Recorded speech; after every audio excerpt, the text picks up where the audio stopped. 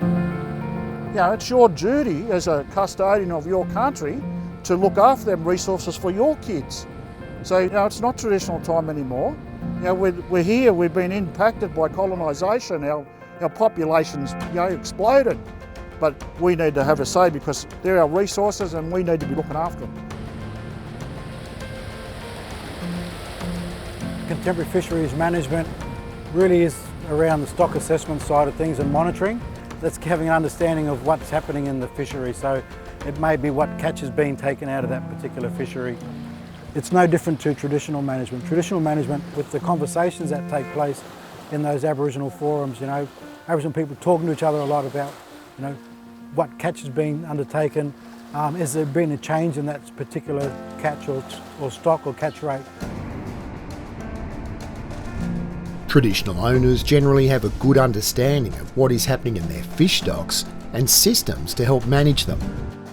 In our last video, we looked at the factors which affect fish stocks, and we finished by pointing out that fishing mortality was the only factor fisheries managers can control.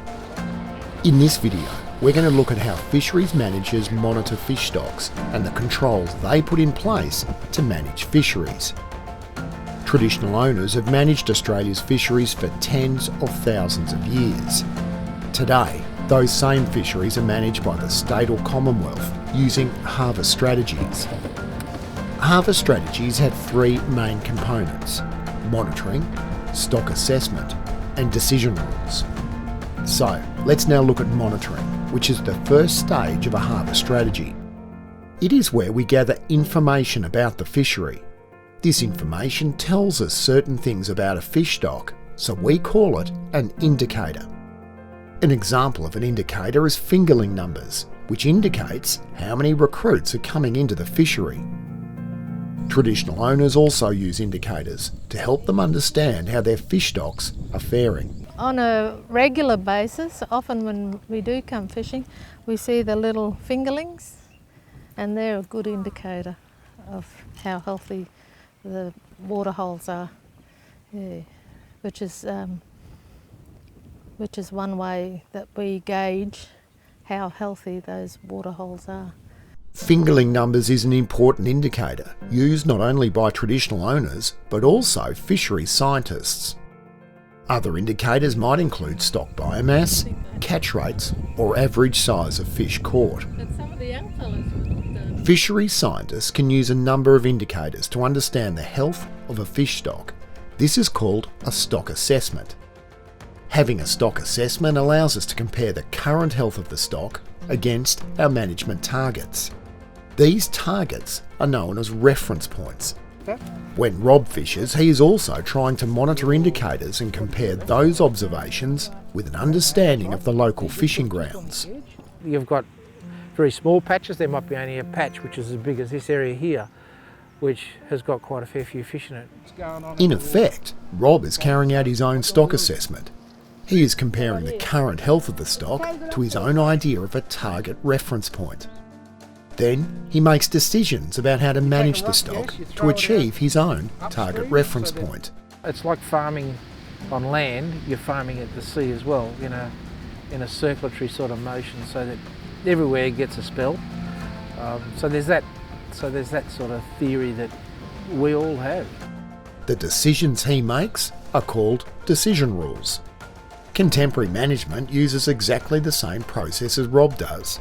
Multiple indicators are used to inform a stock assessment, the health of the stock is assessed, and decisions are put in place to achieve the target reference point. Because we can't control what the fish do, we try and control how much the fishermen take. So, fisheries management decision rules are designed to control fishing mortality. For example, a decision rule in some mud crab fisheries is to use closures, with the length of the closure depending on the health of the stock. Traditional owners have a similar process. People are talking about all the time, whether fishing's been good, fishing's not been so good, and then decisions are made around that. This is called a management response, and for contemporary harvest strategies, the final choice about the management response is made by government. Their decision is based on advice from fisheries meetings. For traditional owners, management responses may even be reflected in their spiritual worldview. There's a range of stories, and some that refer to short-finned eels, like Dreamtime stories about Pithrit the plover, who was he was a fellow who could spear eels left hand and right hand, and painted up with his yellow ochre, and he used to stalk the banks and that of Lake Conda, and then he took too many eels, so he got turned into the bird, which was the plover bird, and that's why the bird's got its spurs on its wings and the yellow musk on its face. So all that sort of stuff speaks to our mob's, connection to country and identity and stuff like that. So it's all really important. It's all connected to these species that live in these waterways. Yeah. Put simply, management responses aim to control fishing mortality. The response affects the catch, and the catch, or fishing mortality, affects the stock. There are two main types of management responses: input controls and output controls.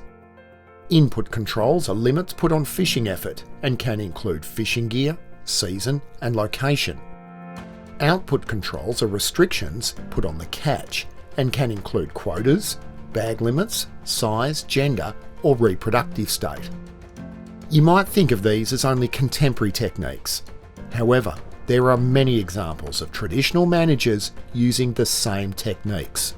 We always let the little ones go, let the big fat ones go, because they're getting ready for that big journey, and we kept the ones that would be about that long, I suppose, and nice and slender. Not as much fat on those, so better to cook. The old people didn't specifically go for the breeders, so the males or the bigger females. So that was one way of sustaining the fishery stocks. For example, with muttonfish or abalone, when we take abalone, we won't go up and sort of go, okay, then we're going to clean out all that wall of abalone.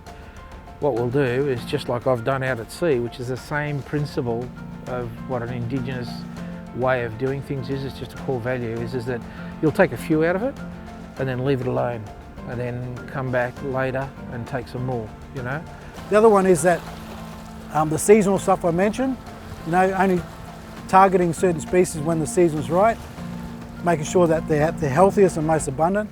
And then the other aspect I also make a connection to is when you've got particular sacred sites that are in the marine estate, where it might be that nobody's allowed to go there, and they're generally not just a site in there's an empty sea country. It's something significant in there. It might be a reef or something.